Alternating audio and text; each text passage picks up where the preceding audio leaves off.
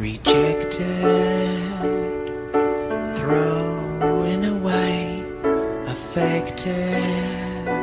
I don't know what to say. Ejected, cast out to the sea, disconnected. They didn't want me. Hello everyone! Welcome to what I like to call Nicksmissal for the final chapter. I'm Patricia and I'm here with Em and James. I'm here, man. So I want to give an apology for two things. So we haven't done a podcast in a while, but that's because everybody's just been busy, including myself. And also, once again, I want to give an apologize once again for changing up what we're going to be doing for our summer project. We couldn't watch all the cartoon shorts, so we decided that we were going to do this installment of Nicksmissal, where it's basically an amalgamation of the previous Nicksmissals that we've done. So we're going to be talking about pilots, shows that eventually went over to other networks, and Nickelodeon movies. But we're going to be focusing on the TV movies this time, because last year we focused on the theatrical movies. And also, yes, you did hear right, this will be the very last Nicksmissal we will ever do. And for those who haven't seen the Reopen Nickelodeon Studios page, where I posted that as of September, I will officially be leaving the Reopen Nickelodeon Studios page as an admin. And as for the podcast, it has yet to be determined on if it'll continue on without me. I'm really sad about that. I mean, I really enjoy talking to you. And the reason why I love doing this podcast isn't just because I love talking about what's going on in the world of Nickelodeon, but I like talking to you guys about them, and it's not going to be the same. Yeah, and I'm very sad to tell you this, but it's just a matter of just a whole bunch of things that have been going on with my life, and I've just been busy with my own content, and it's just been incredibly overwhelming. And we even saw as time has been going on that all the other admins have pretty much moved on, and it's just a matter of just ending a chapter in this book and going over to a new one. Anyway, enough with the bad news. Let's discuss about the first pilot that we're going to be talking about. So we're diving into Nicksmissal 1, where we talked about rejected pilots and projects and spin-off series.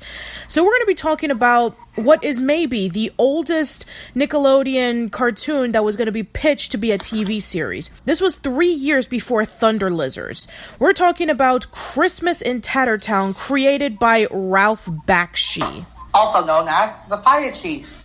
Yes, also known as the Fire Chief from Ren and Stimpy, exactly. So, yeah. He's also a cartoonist, kids. Yes, he is. So, for those who don't know who Ralph Bakshi is, Ralph Bakshi was probably one of the most innovative animators of the 80s. He's known for various stuff like, Cool World and the Lord of the Rings animated movie and a whole bunch of others. So it's unbelievable to think that in the late 80s, Ralph Bakshi was going to be doing a cartoon for Nickelodeon, and it would have possibly been an animated series. So the story behind it is that Nickelodeon was slowly starting to become more of a prevalent network ever since the success of Double Dare and You Can't Do That on Television.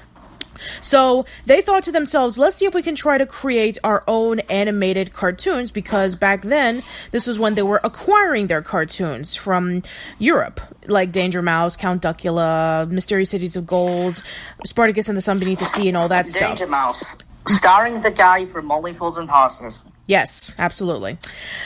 So Ralph Bakshi created a pilot for Nickelodeon called Christmas in Tattertown, and it was supposed to be the kickstart of a cartoon called The Tattertown Tales, in which would have been focused on all the adventures going on in the town of Tattertown. So, so the Christmas special features a girl, and she has two toys that get sucked into this unusual world called Tattertown, and one of them gets separated, a doll named Dolly. And Dolly wants to take over Tattertown alongside with the spider, who's voiced by Charlie Adler, if you can believe it. And also known as Ickis. Yeah, Ickis, Mr. Big Head. Bev Big Head. Yeah, Bev Big Head, Cow and Chicken, the red guy, a whole bunch of people. Anyway, so along the way, the girl is trying to find her doll while at the same time is surrounded by a bunch of broken toys who don't know what Christmas is. So while she's trying to teach them the meaning of Christmas, we have the doll who's trying to take over Tattertown, and that's basically it. So I read a blog review of it a few years ago, so if you want to go check that out, I'll leave a link on the description box below. So yeah, James, what are your thoughts on Christmas in Tattertown? I liked it. I thought that it showed that Ralph Bakshi is extremely diverse in doing both adult animation and animation for a more family-friendly audience. And I think that he actually did it without being condescending, unlike some adult entertainers out there who make great movies for adults, but they're movies for kids. Nope. And I'm not giving out any names. Sure. You know, I kind of feel the complete opposite about this. I thought it was a massive train wreck. I mean, here's the thing. I respect Ralph Bakshi for what he did for animation. I mean, next to Don Bluth, he was like one of the major reasons on why animation was able to continue as well as it did. Back then, in which Disney wasn't doing very well, and most of the cartoons were basically becoming uninspired 30-minute toy commercials. So he was able to prove that, you know what, animation can be for all audiences. But I'm just not a big fan of his work. I mean, sometimes it can be pushed way too far in either direction, whether it be really over the top or really, really adult. The story is all over the place. And also, I feel like the tone is pretty inconsistent. But, you know, that's to be expected for Ralph Bakshi. I mean, he does do a lot of, you know, movies and cartoons that involve with trying to be for adults and for kids, which, you know, you take that for what it is. But, yeah, I wasn't really too crazy about this one. I think that Wizards was also a good example of how diverse it is. I think it was a much better balance between focusing on violence, but at the same time having a nice story that kids can be able to follow and enjoy. But anyway, as for Christmas in Tattertown, yeah, I just wasn't really too crazy about it. So, yeah, what would have happened if we would have had the Tatterton Tales come out of Nickelodeon? I think that it would be pretty much to Nickelodeon what Ren and Stimpy eventually became. Yeah, I think so too, because it would have been seen as like the first foray into animation. It would be getting like lots of respect. I think that maybe a lot more cartoons would try to see if maybe it can follow into the same format. I think Christmas in Tattertown would have changed the whole landscape of Nicktoons. I think it would have been so different if Christmas in Tattertown would have started off the major point, because, you know, after Christmas in Tattertown failed to capture in an audience, they would try this again with Nickelodeon's Thanksgiving Fest, and then that, even though that it didn't really go anywhere, it was the major Kickstarter to the creation of the 8 Nicktoon pilots, and then eventually that's how we got Doug, Rugrats, and Ren and Stimpy. But I think that if Christmas in Tattertown would have been picked up first, I think Nicktoons would be completely different than what it is now. I think that it would have been devastating because Rugrats and Ren and Stimpy really mean a lot to me. They helped me during a difficult time in my childhood and helped me get by and helped make me the person I am today. And had they not been picked up, I don't know where my life would have been. Yeah, I mean, I wouldn't be surprised if Ren and Stimpy would have been picked up, because John Kricfalusi was the protege of Ralph Bakshi. So I wouldn't be surprised if John Kricfalusi really wanted to pitch Nickelodeon Ren and Stimpy, Ralph Bakshi could have definitely given him the leadway, saying like, I've worked with this guy. He's helped me with a lot of projects.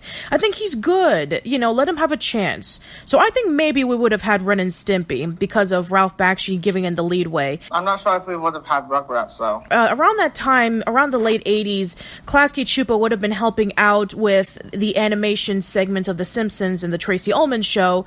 So, yeah, I mean, it wouldn't be surprised if maybe they would help out with Nickelodeon. I mean, they did eventually animate various other projects besides the Nicktoons. I mean, they animated for The Simpsons in the first season.